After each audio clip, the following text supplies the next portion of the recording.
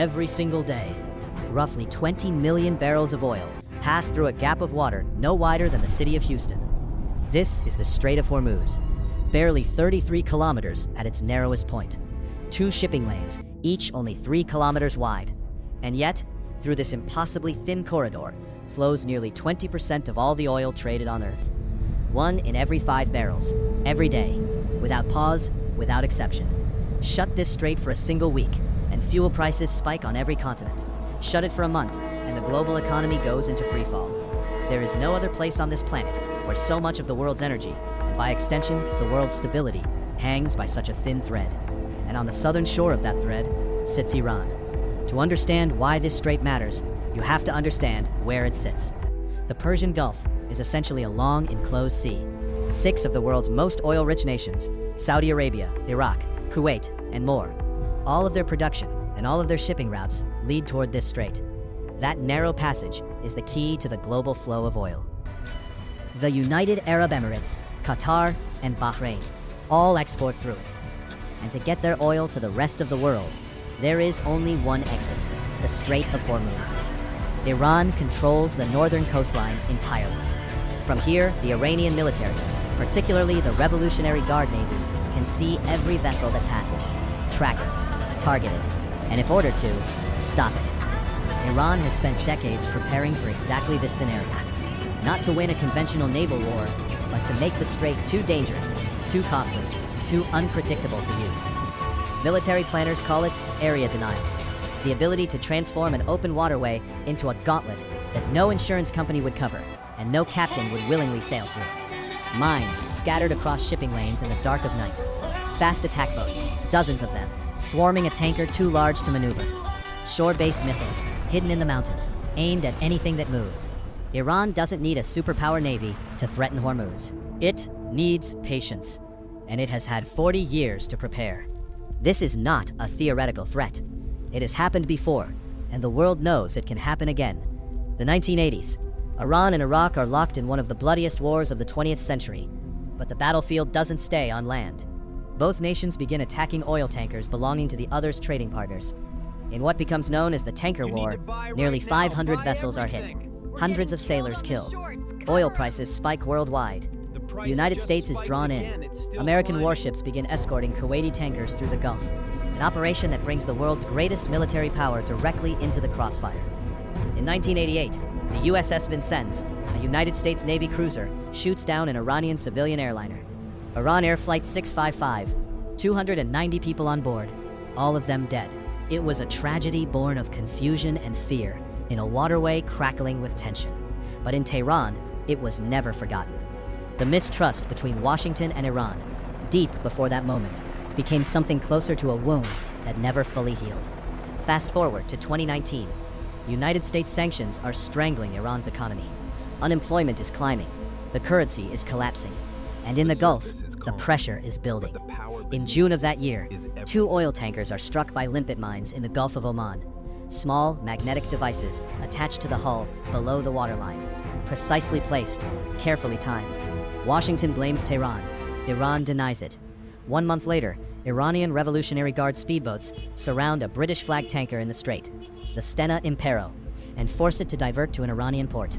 23 crew members held. The British government is furious. London retaliates by seizing an Iranian vessel off the coast of Gibraltar. The world watches and holds its breath. The Iranians are, as one senior security analyst put it, extremely sophisticated at operating below the threshold of all-out war. They know exactly how far to push. The problem is, accidents happen, miscalculations happen, and in a waterway that narrow, with that much at stake, a miscalculation could be catastrophic. The strikes of 2019 sent a message that every government on Earth heard clearly. Iran would not go quietly into economic oblivion. And the strait, the world's jugular, remained in its sights. You don't have to close the Strait of Hormuz to crash the global economy. You just have to threaten it. Every time tensions rise in the Gulf, oil markets react within hours. Insurance premiums for tankers surge.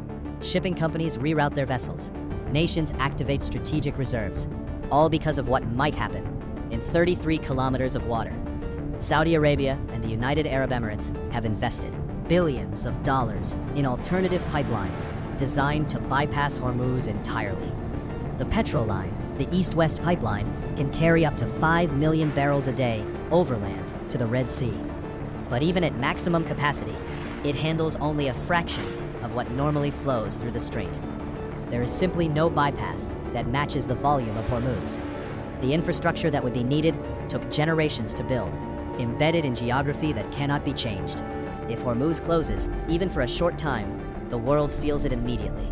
In Asia most of all, Japan, South Korea, China, India, the economic powerhouses of Asia receive the vast majority of their Gulf oil through Hormuz. A closure doesn't just threaten Europe or America.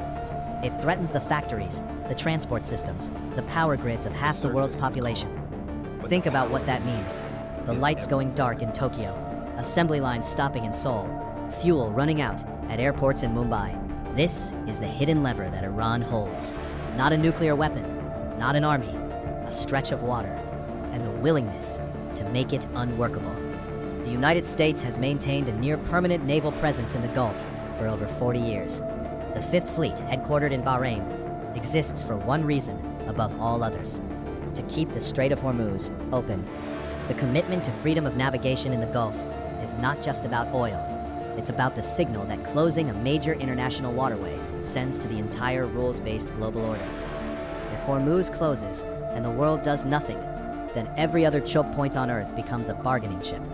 The Suez Canal, the Strait of Malacca, the Bab el-Mandeb, the Panama Canal, the entire architecture of global trade, resting on the assumption that the sea belongs to no one, begins to crack. But American power in the region is not what it once was.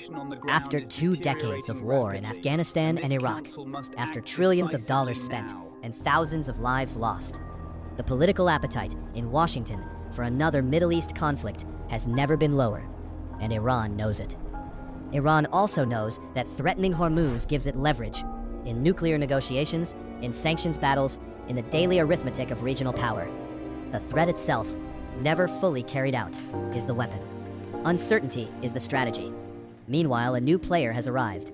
China, Iran's largest oil customer and its most important trading partner, now sends its own naval vessels into these waters.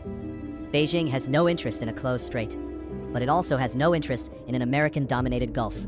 In recent years, Iran, China, and Russia have conducted joint naval exercises in the Persian Gulf. 3 nuclear powers, 3 flags, in the same water. A message to Washington and to the world that the old order in these waters is shifting.